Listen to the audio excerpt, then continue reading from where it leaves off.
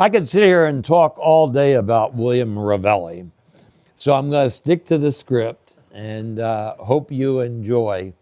Here we go. William D. Revelli had great influence on my life. He provided me with tools along with a deep understanding of those things that I would need for my life's journey with bands. Born in Spring Gulch, Colorado in 1902, the son of Italian immigrants, Revelli was raised in Panama, a small town in southern Illinois. This photo shows young William, second from right at age 2, carrying a drum alongside his father, Giovanni Revelli. As a boy, Revelli knew that he wanted to be a musician. Although his parents were not wealthy, they found funds to have young William study with the best violinist in the region. His instructor was Leon Samatini, an exceptional violinist known for being difficult and demanding. When he wasn't working to meet Samatini's standards, Revelli, then a teenager, was playing violin in dance orchestras in Joliet and St. Louis. In particular, he performed with Isham Jones, a popular dance band leader who, like Samatini, was a real stickler. Later, as a young adult, Revelli moved to Chicago, where he found employment as an orchestra violinist in Chicago's largest theater. During the post-World War I years, the future for this young violinist looked bright. Then came The Jazz Singer, the first talking motion picture. Overnight, these large theater orchestras were doomed, and hundreds of musicians were without work. Revelli was married and had a young child. Where could he find work as a musician? A friend told him that there was a job opening for supervisor of music in the public schools of Hobart, Indiana. In his interview with the school superintendent, Revelli learned that the job mostly involved teaching general music. When Revelli asked if he could start a band, the superintendent said, "Of course, just know that you have no place to rehearse, no funds, and no time during the school day for band class. But please, go right ahead." This was the mid-1920s. School bands were springing up everywhere. The national school band movement became quite the phenomenon, and Revelli was a born recruiter and salesman. Undaunted, Revelli received permission to use a large room in the basement of a church located across the street from the school. He went door to door to find instruments in attics. At his first meeting with his young beginning band class, Revelli said, "Anyone here who thinks they're going to quit band before graduating from high school, please leave now." Revelli would never understand the meaning of the term band dropout. To his students and faculty colleagues, he was known for his engaging personality and enthusiastic quest for excellence. Everything was going well for the young violinist, except for one small detail. William Revelli knew next to nothing about wind and percussion instruments. It was Revelli's good fortune that residing in Chicago was one of the great pedagogues of instrumental music, Hale A. Vandercook. Mr. Van, as he was known, was a teacher's teacher and was the great mentor for an entire generation of music educators. Vandercook took an instant liking toward the young violinist who wanted to be a band director. He began teaching Revelli how to play the cornet. It was Vandercook who convinced Revelli that he had to learn to play all the instruments. He said, "If you cannot play it, how can you teach others to play?" Revelli admired the wisdom of his mentor, and for the rest of his life would cite chapter and verse from Van der Koek's pamphlet, Expression in Music. Once a week on a school night, Revelli would take a private lesson with Mr. Van and or wind players from the Chicago Symphony Orchestra. Revelli's plan was to study each instrument for 6 months. This process would take several years, but one by one, he learned to play all the wind and percussion instruments. On the top of his list to master was percussion. Thus, Revelli studied for 6 months with William F. Ludwig, owner of the Ludwig Drum Company and principal percussionist with the Chicago Symphony Orchestra. Making the transition from a performing violinist to a teacher of wind and percussion instruments was slow, time-consuming, and financially draining. Revelli did it with great determination and loved every minute of it. During the 1920s, era of the great national band contests, school bands from Chicago, Northern Indiana, Illinois, and Michigan set the standard by which others were judged. The Joliet Township High School Band, Class A national champions, is pictured here. Like his colleagues in Northern Indiana, Revelli got caught up in the contest excitement. From the start, he knew that the only way he could develop his band was to involve his students in a more personal way, aside from the large band setting. Thus, every member of the Hobart Band was required to perform in solo and ensemble festivals. Revelli would mix the first chair players with the last chair players in trios and quartets so that the weakest player would be influenced by the best. In a time when bands were ranked, Revelli's Hobart School Band grew in stature and talent, winning the Indiana State Championship for Class B school bands in 1929 and 1930. His Hobart Band went on to win 5 consecutive national championships for Class B bands, 1930 through 1934. The adjudication panel at these contests consisted of the best-known band figures of the day, including John Philip Sousa, Edwin Franco Goldman, A. Harding, Carl King, and Henry Fillmore.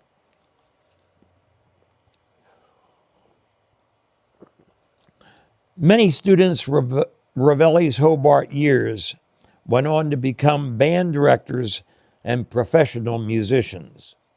From the start, the Revelli inspiration was felt keenly by his students. During the mid-1930s, Revelli enjoyed a national reputation, and to many in his profession, he was regarded as the modern educator. He was sought after as a guest conductor and as well an expert in his field. In 1934, he conducted the In and About Chicago High School Orchestra, pictured here with Walter Demrosch serving as guest conductor. That same year, since there was an opening for the position of director of bands at the University of Wisconsin, Revelli was invited to apply. Shortly after giving his verbal acceptance to the Wisconsin officials, Revelli received a phone call from Edwin Franco Goldman. Goldman expressed that Nicholas Falcone, director of bands at the University of Michigan, had fallen ill with an ear infection and permanently lost his hearing. Thus, the University of Michigan was also in search of a new director of bands. Even though the salary offered at Michigan was considerably less than that of Wisconsin, Goldman urged Revelli to take the Michigan job, where he felt there was more potential. Excuse me. At first, Revelli thought that he could not afford to take the lower-paying job. But with the encouragement of his wife, Mary, Revelli declined the Wisconsin job and accepted the director of bands position at Michigan. Thus, in 1935, the University of Michigan hired the man who would lead its band program for decades, leaving his indelible stamp. An intense, dynamic, and innovative leader, Revelli took the Michigan band program by storm, quickly earning a reputation for exacting standards and an expectation of perfection. In 1935, the collective results of his dedicated work at Hobart and his early efforts at Michigan earned him an induction to the prestigious American Bandmasters Association.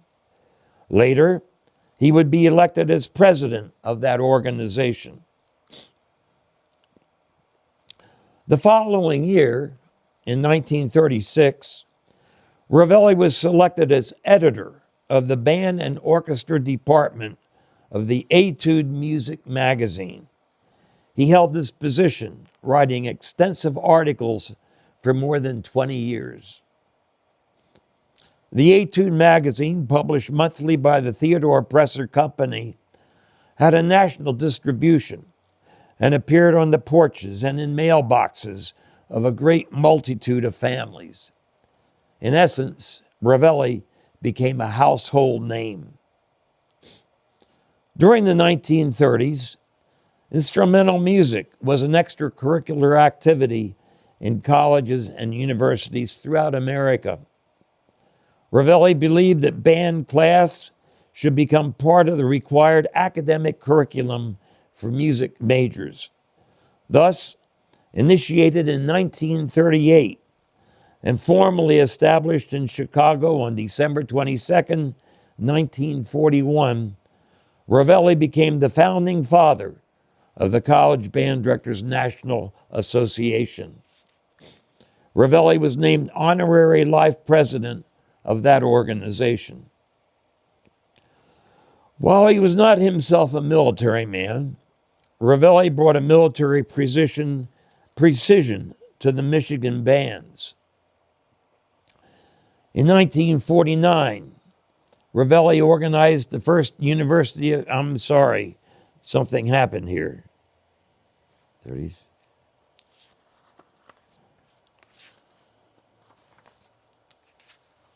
Page is stuck. Sorry. While he was not himself a military man, Revelli brought a military precision to the Michigan bands. Often referred to as the chief, Revelli was a taskmaster on parade, the football field, and in the concert hall.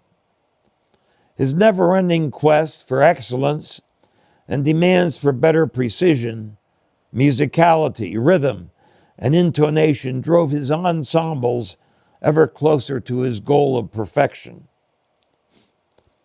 One of Revelli's highest priorities as director was to take his Michigan band on the road. He understood the benefit for student musicians of such world-expanding experiences. He also understood the value of spreading awareness of the Michigan bands throughout the nation to recruit new, high-quality students. His efforts paid off, and the stature of the Michigan bands continued to grow. By 1942, the Michigan Marching Band had been voted as the All-American Band by the nation's sports writers. In 1949, Revelli organized the first University of Michigan Band Day, held in Michigan Stadium. As years passed, the popularity of Band Day grew, and Revelli was faced with the task of squeezing as many as 14,000 high school band students onto the football field. Band Day became quite a recruiting tool. In its October 30th, 1950 edition, Life magazine carried what is arguably the most widely seen and possibly the best photograph ever taken at the University of Michigan. The photo was taken by Alfred Eisenstadt, the great time-life photographer who specialized in capturing spontaneous images that told an entire story. The best-known example being a sailor's passionate embrace of a nurse in Times Square on VJ Day in 1945. In the fall of 1950, Eisenstadt was in Ann Arbor on assignment from Life, then monumentally popular, to shoot a feature package on the Michigan Marching Band. The assignment testified to the extraordinary prestige of the band, and especially of its director, William D. Revelli. It was Revelli who made the Michigan Band the nation's best through a combination of personal dedication, high standards, and charisma. Revelli's efforts continued to pay off. This higher profile led to an extraordinary opportunity for what was then Revelli's top concert band, known as the Symphony Band. The United States State Department, seeking a clean-cut collegiate band to tour the Soviet Union as goodwill ambassadors, offered to sponsor the Michigan Symphony Band for a lengthy tour in early 1961. For an entire semester, at the height of the Cold War, Revelli's Symphony Band toured for 80 days throughout Russia, Eastern Europe, and parts of the Middle East. Audiences in the Soviet Union responded with tremendous enthusiasm, demanding lengthy encores and rushing to the stage after every performance. The tour concluded with an acclaimed concert in New York City's Carnegie Hall. Starting in 1961, Revelli's Symphony Band recorded several long-play albums. They were commercially released by Vanguard Records and credited to the University of Michigan Band. The LPs were titled The University of Michigan Band on Tour, Hail Sousa, and Touchdown USA. My father, a band aficionado, purchased these records. Thus I, at the age of 11, was introduced to the sounds of Revelli and his Michigan Band. I was hooked. I knew then that one day I would perform for Revelli. I was further convinced when, at the age of 14, I witnessed the Michigan Marching Band on television during the 1965 Rose Bowl Parade and football halftime show. The theme of the halftime show was Old Lang Syne Around the World, music arrangements by Jerry Billick. I'll never forget it.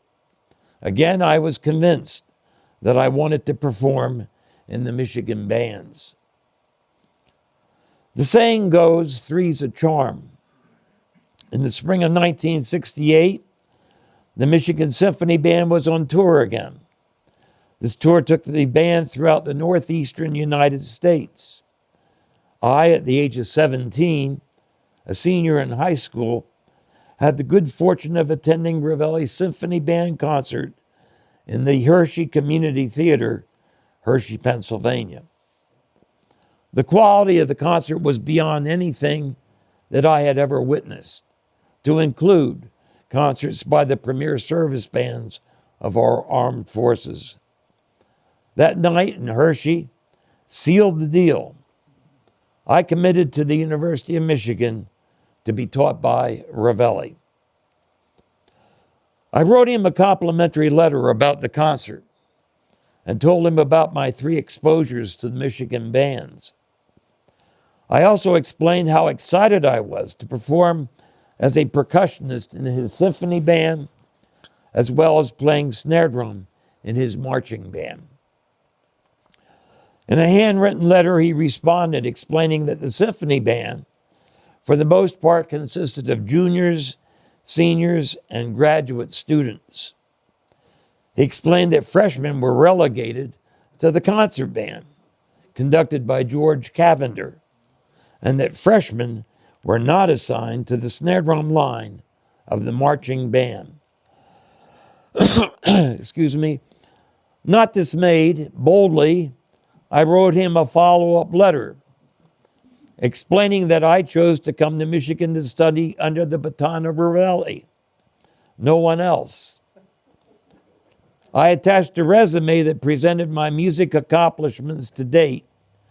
They included various all-county, district, region, and all-state band participations, as well as the 5 community bands that I perform with, to include serving as snare drum and xylophone soloist with the famous Ringgold band.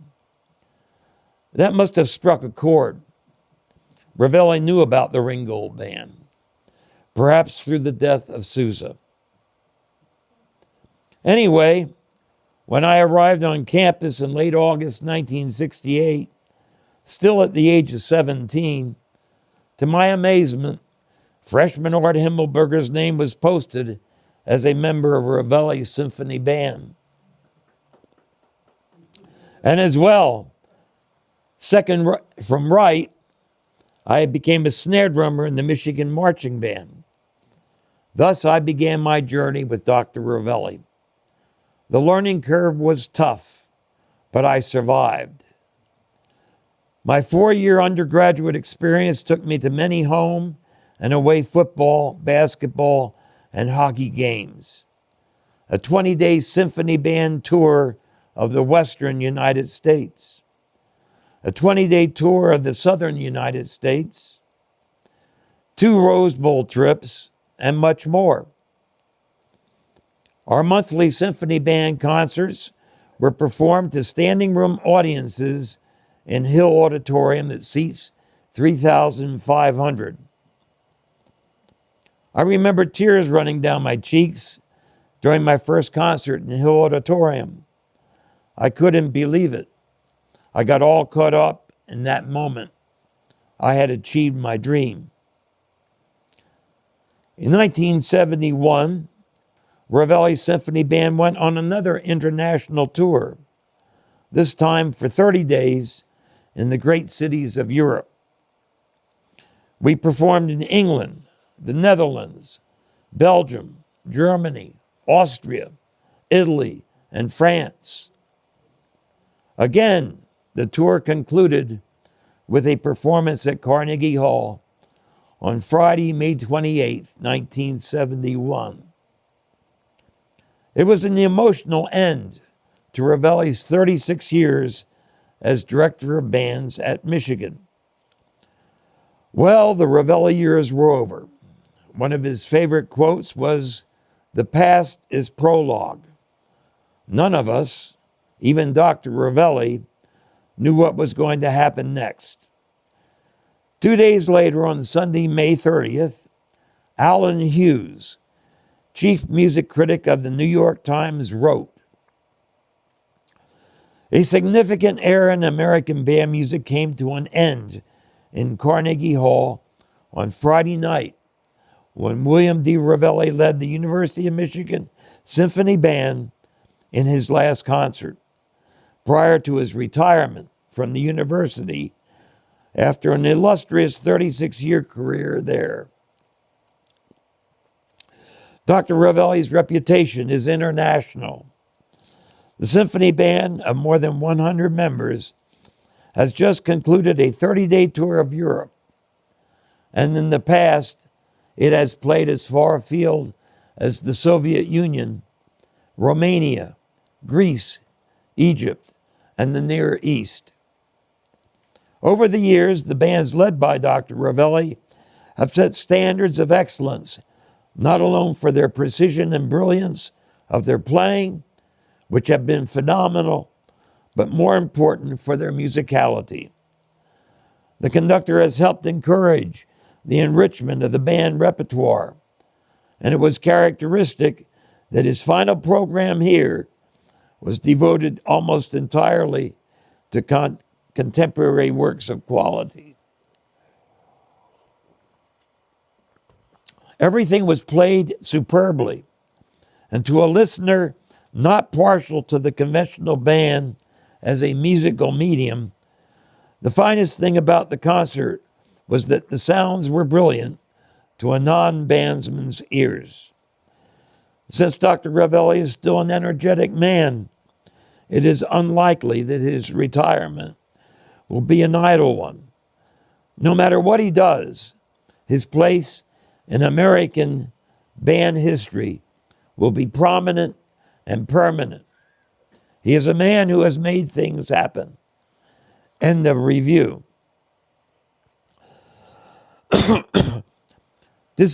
So many of us who performed under his baton, and yes, that's me in the foreground, Revelli defined the words inspiration. Whether our careers developed within or outside the world of music, he had an incredibly strong influence on our lives. The sequence of our attitudes toward him often went from fear to anger, to respect, to awe, to reverence. We remember with affection some of his trademarks, which once made us cower. The growls, the snarls, the exclamations after a few bars of marching band triple fortissimo that I can't hear you. When Revelli talked to you, he didn't look into your eyes. He looked through them. Some people found his tough love approach to teaching questionable, but there was no question about the results his methods produced. To that I can attest. After that last concert in Carnegie Hall, he undertook numerous conducting and judging engagements every year, all over the continent. In 1976, celebrating the bicentennial of the United States, Congress created the American Revolution Bicentennial Administration that then tasked the Music Educators National Conference and the National Band Association to create a national high school honors band featuring 2 exceptional high school students from each state. When the best current American band conductor was discussed to direct the nation's best high school musicians, only one name was acceptable: William D. Revelli. Revelli was asked, and he accepted. Among other venues, this band performed at the National Music Educators Conference in Atlantic City and the Kennedy Center in Washington, D.C. These events were considered great successes due to the perfection demanded by Revelli. In early May of 1981, 10 years into his retirement, I brought him here to Reading to guest conduct my Governor Mifflin High School band in concert. It was a memorable event and no doubt life-changing for many of my students. I immediately wrote him a note of thanks for spending 5 days with me and my band here in Reading. He responded writing, "Dear Art, thank you for the very kind note and words. I deeply appreciate you writing to me. You are a wonderful gentleman and are doing a superb job with your high school band. You should be very proud. Certainly I am of you, as I enjoyed every minute.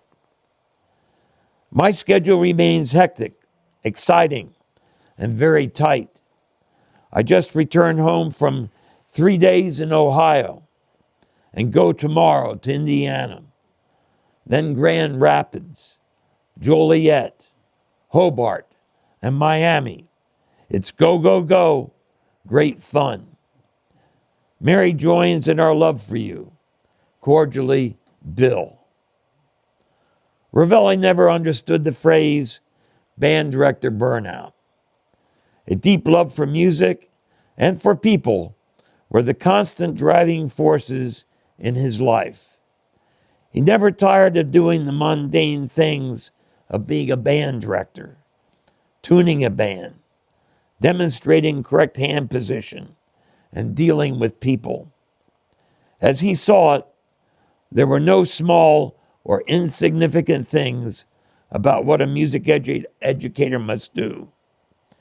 The example of William Revelli's personal adventure into music education is as fresh today as it was 100 years ago.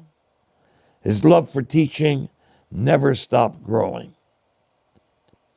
On the day of his passing, July 14th, 1994, at the age of 92, William D. Revelli was regarded as the legendary music educator and band conductor of the 20th century. Thank you.